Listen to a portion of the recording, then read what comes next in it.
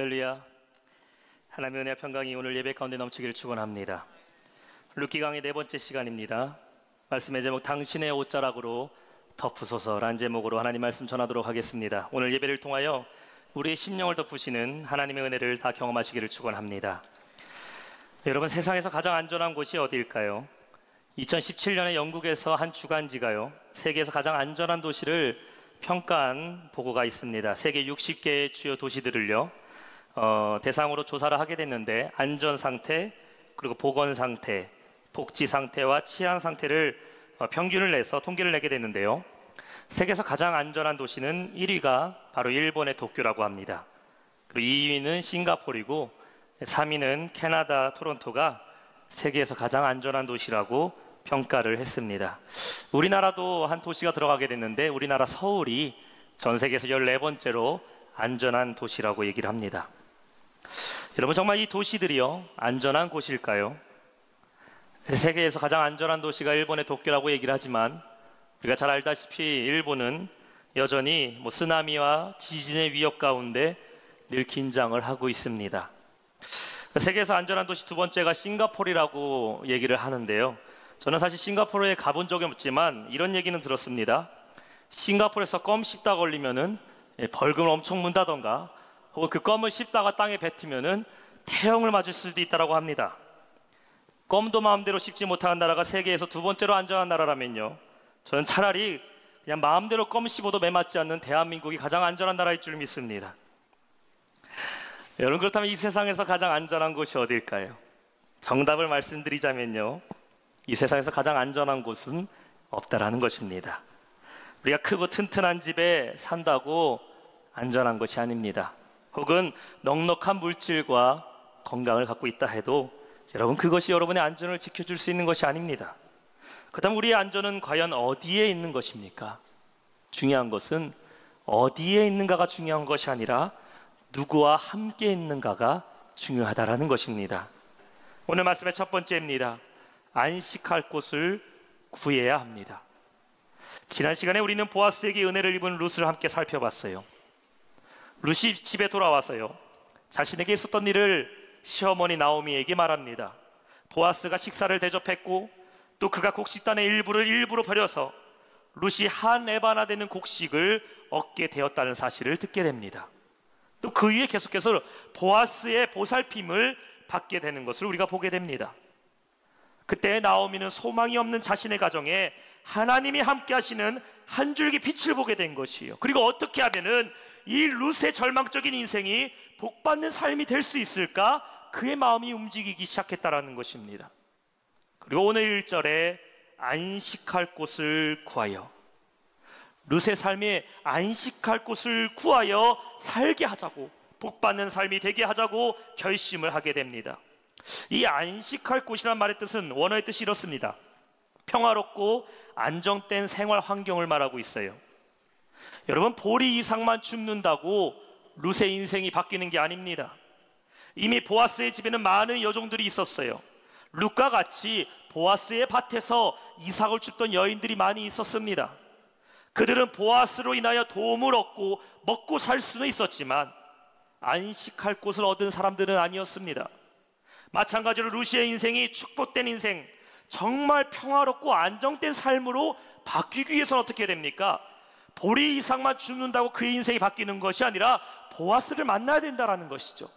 보아스를 만나서 그가 결혼을 통하여 참된 안식을 얻어야 된다는 것입니다.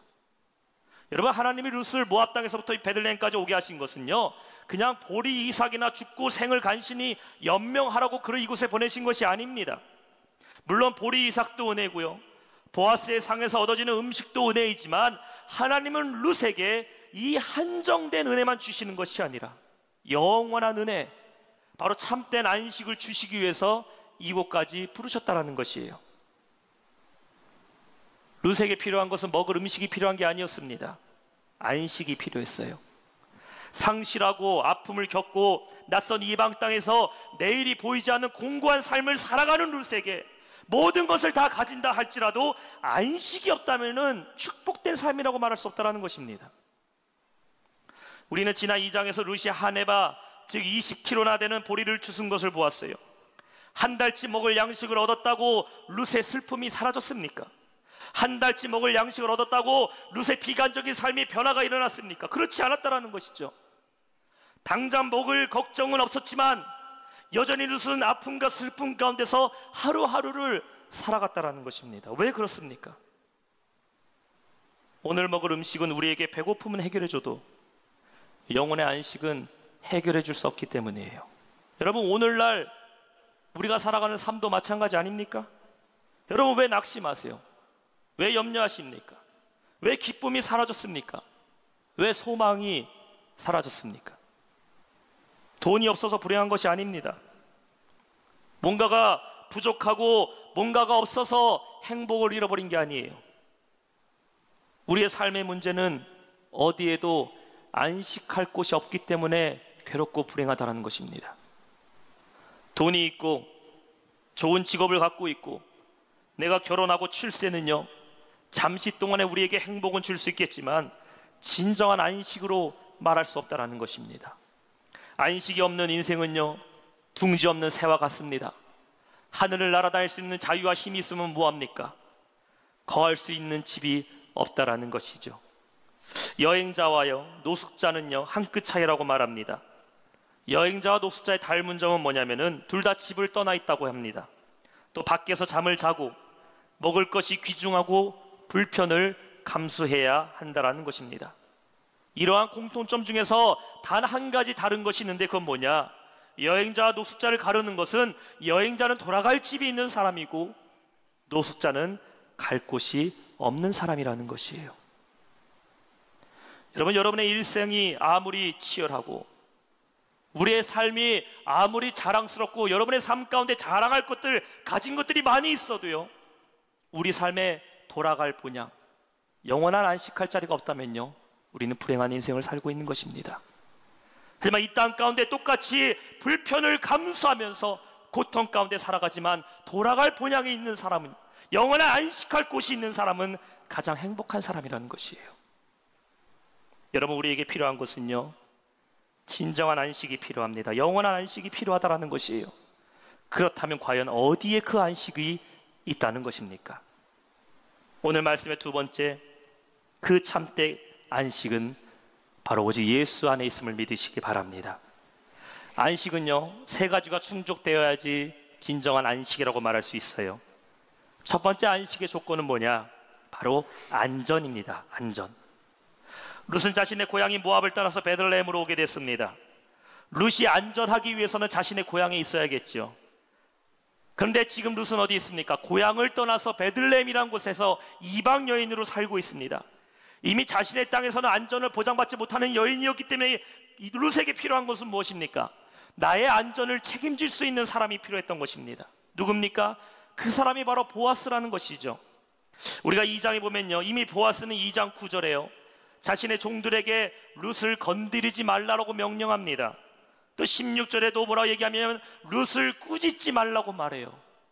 또 8절에 보면 뭐라 얘기하냐? 룻에게 이삭을 주스러 다른 밭으로 가지 말고 자신의 밭에서 안전하게 주스라고 말합니다. 무엇을 말하고 있어요? 이미 보아스는 룻을 보호하고 있다는 것이에요. 또한 룻 또한 보아스를 만날 때에 안전이 보장된다는 것입니다. 여러분, 우리의 삶의 보호자는 누구입니까?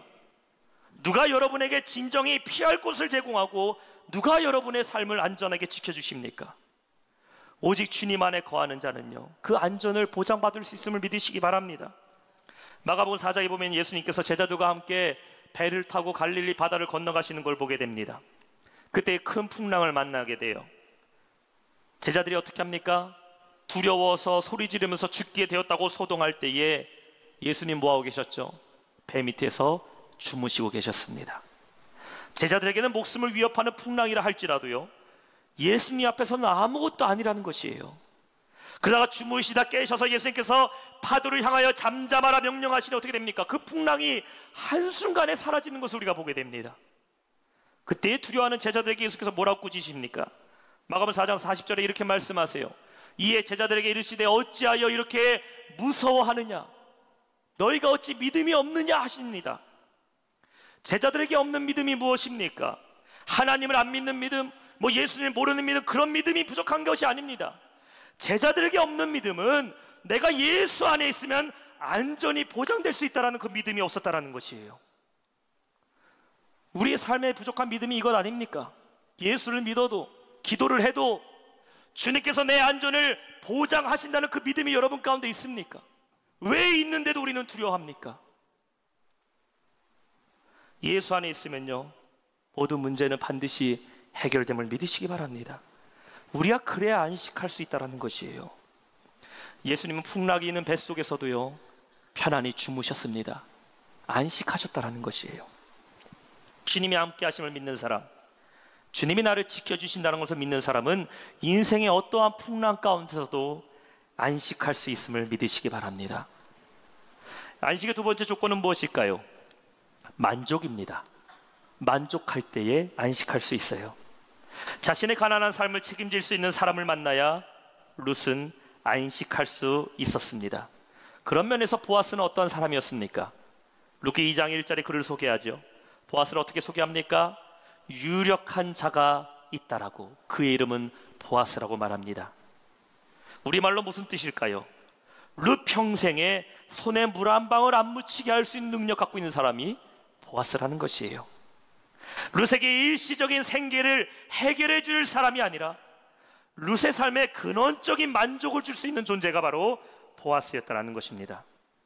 제가 아까 우리 남성분들의 입장에서 말씀을 드렸다면, 이번에 우리 여성분들, 우리 아내분들 결혼하실 때에 우리 남편분들 다 이런 말 한 번쯤 하셨죠? 평생 손에 물 한 방울 안 묻히겠다고, 꽃길만 걷게 해주겠다고 말하지 않았습니까? 근데 그 약속 지키셨어요?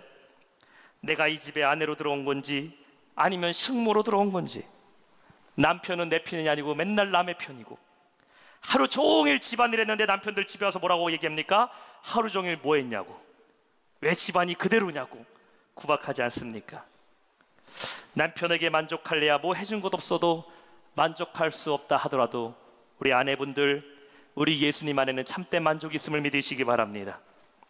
아멘 소리가 작다는 것은 다들 만족하고 사시나 봐요. 주님 안에 참된 만족이 있음을 믿으시기 바랍니다. 요한복음 4장에 보면요, 인생의 목마른 끝에 힘겨워하고 있는 한 여인이 등장하게 됩니다. 사마리아 여인이에요. 이 여인에게 남편이 5명이 있었습니다. 지금은 6번째 남편과 살고 있었어요. 근데 그 모든 남편들에게 인생의 행복과 기쁨을 얻지 못하고 이날도 공허한 심령으로 물을 기르러 우물가로 가게 됩니다. 근데 이 여인이 우물에서 누구를 만나게 되었습니까? 예수님을 만나게 돼요. 그리고 예수님 안에서 마르지 않는 샘과 같은 은혜를 맛보게 됩니다. 4장 13절에 주님께서 이렇게 말씀하시는 것을 볼 수 있어요. 내가 주는 물을 마시는 자는 영원히 목마르지 아니하리니 내가 주는 물은 그 속에서 영생하도록 솟아나는 샘물이 되리라. 여인이 깨달은 것이 무엇입니까? 내 영혼의 목마름을 해결할 수 있는 것은요, 사람을 통해서 해결할 수 없다는 것을 깨닫게 됐어요. 내 영혼의 목마름을 해결하는 것은 좋은 장소를 찾아다니면서 예배한다고 내 인생의 목마름이 해결되는 것이 아니라는 것을 깨닫게 됩니다. 오직 예수님 안에 참된 영혼의 만족함을 얻다는 것을 깨닫게 됐다는 것이죠.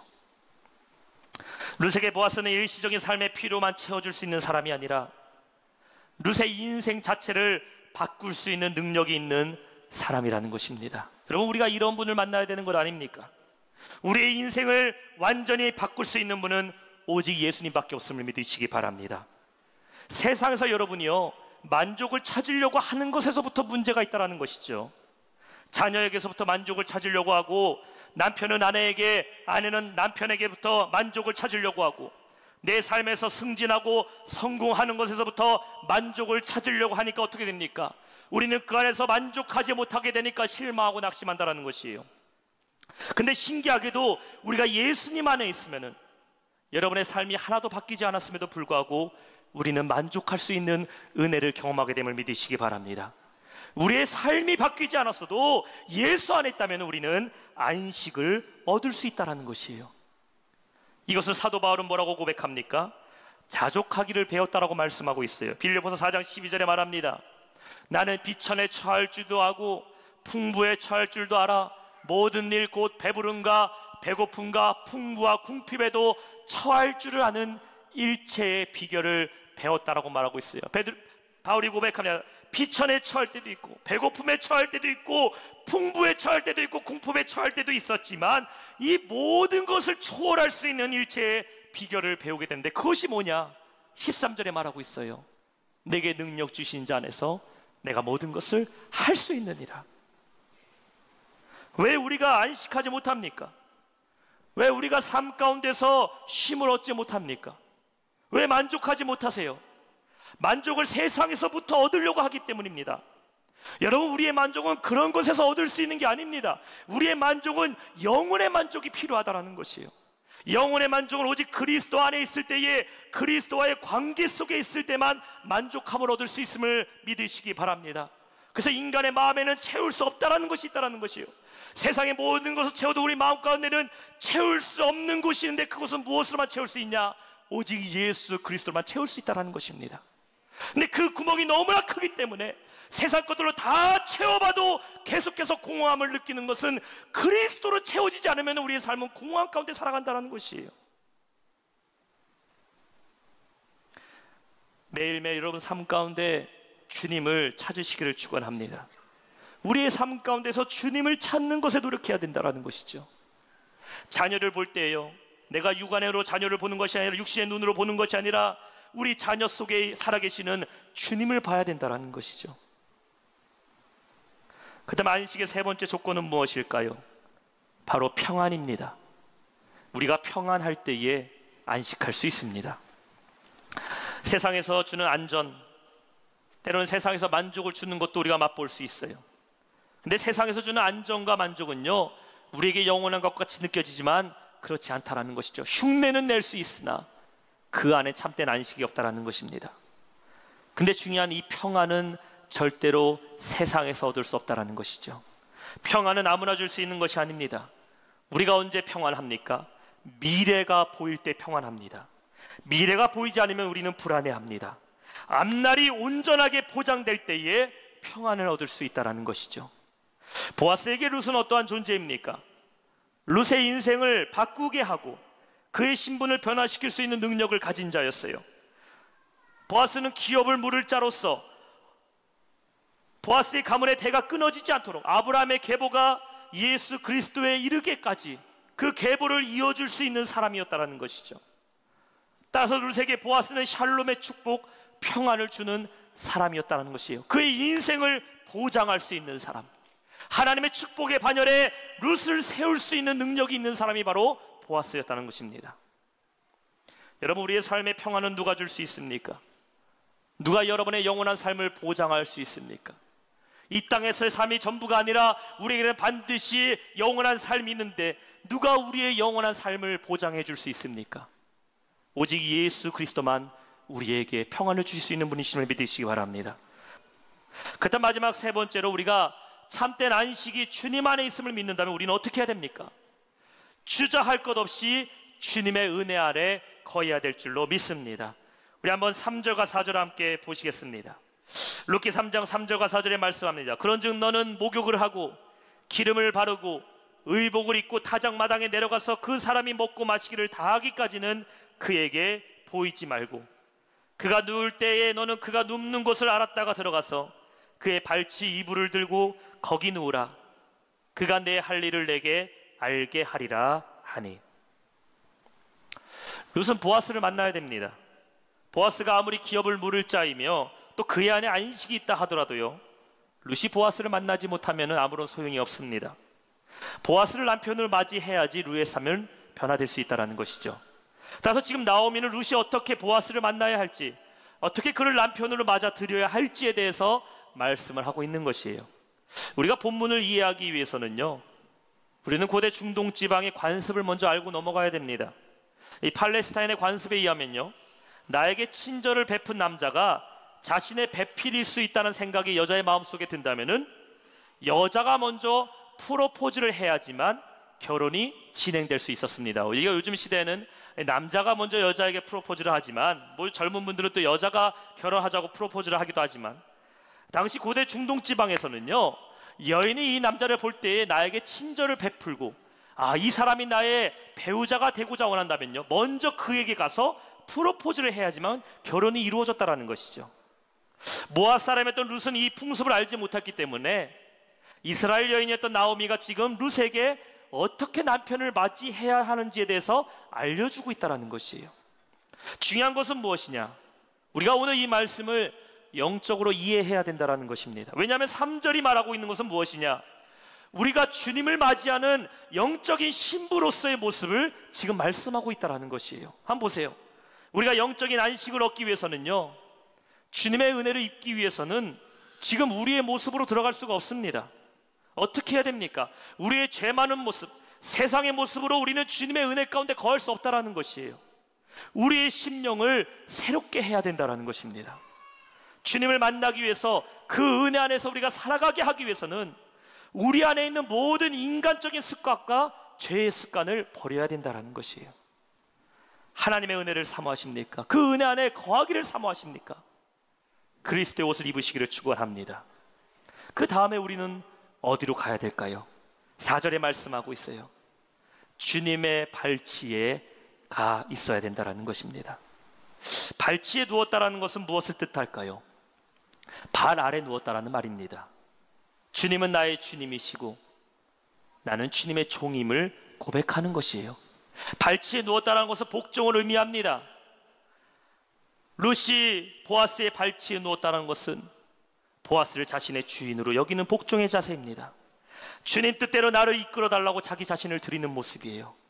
이것이 은혜를 입은 자, 은혜를 입을 자가 취해야 될 자세입니다. 여러분, 은혜를 구하는 곳에 여러분의 자존심이 도움이 전혀 되지 않습니다. 은혜는 자격 없이 값없는 자에게 주어지는 것이지만 은혜를 구하는 자의 모습은 하나같이 겸손함으로 주 앞에 나가야 된다는 것입니다. 세상에서는 성공한 자가 안식을 얻는 것 같아 보이고, 세상에서는 당당한 자가 힘을 갖고 있는 사람처럼 보이지만, 우리 주님 앞에서는 겸손한 자, 자신을 낮추는 자, 주님의 발 앞에 엎드려서 은혜를 구하는 자가 보호하심을 입고 안식을 얻게 됨을 믿으시기 바랍니다. 고린도후서 12장 9절에 사도 바울이 이렇게 고백해요. 나에게 이르시기를 내 은혜가 내게 족하도다. 이는 내 능력이 약한 데서 온전하여짐이라 하신지라. 그러므로 도리어 크게 기뻐함으로 나의 여러 약한 것들에 대해 자랑하리니 이는 그리스도의 능력이 내게 머물게 하려 함이라. 사랑하는 성도 여러분, 간절한 마음으로 주님의 발 앞에 머무시기를 축원합니다.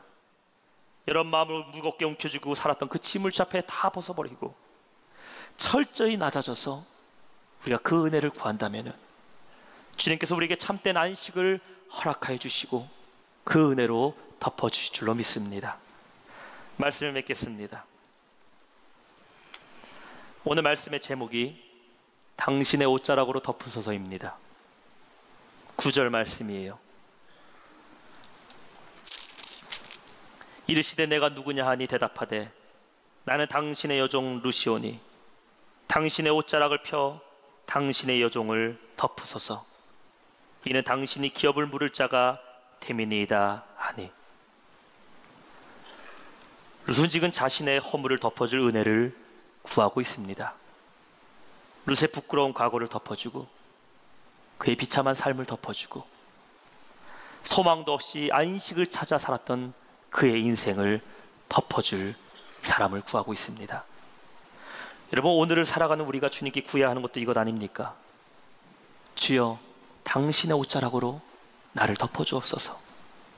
세상은 드러내는 것 좋아합니다.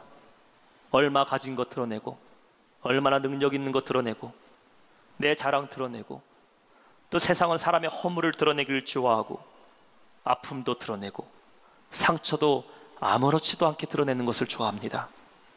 그러나 여러분, 우리 주님은 덮으시는 분이십니다. 추악한 우리의 죄도 덮어주시고, 깊은 상처도 덮어주시고, 우리의 아픔도 덮어주시고, 우리의 눈물도 덮어주시는 주님이십니다. 에스겔서 16장 8절은 말씀하고 있어요. 내가 내 곁으로 지나며 보니 내 때가 사랑을 할 만한 때라. 내 옷으로 너를 덮어 벌거벗은 것을 가리고 내게 맹세하고 언약하여 너를 내게 속하게 하였느니라. 나 주 여호와의 발이니라. 사랑하는 성도 여러분, 우리를 은혜로 덮어주시는 그 주님의 옷자락을 구하시기를 바랍니다. 날마다 우리를 덮어주시는 그 은혜를 사모하시면서 구하시기를 바랍니다. 주 앞에 솔직히 나오세요. 주 앞에 감출 것이 없습니다. 그늘도 그 은혜를 구하러 왔다고. 여러분의 상처와 여러분의 아픔과 어떤 환경에 문제가 있다 할지라도 우리를 덮어주시는 그 주님 앞에 엎드려 나오시기를 바랍니다. 그러면 주님께서 넓은 팔로 우리를 덮어주시고 은혜 안에 우리를 감싸 주실 것입니다. 그러면 그때야 우리가 깨달을 수 있어요. 아, 세상에서 찾을 수 없던 이 안식이 주님 안에 있었구나 깨닫게 될 것입니다. 주님이 주시는 그 덮어주시는 은혜가 여러분의 삶 가운데 임하기를 주님의 이름으로 축원합니다.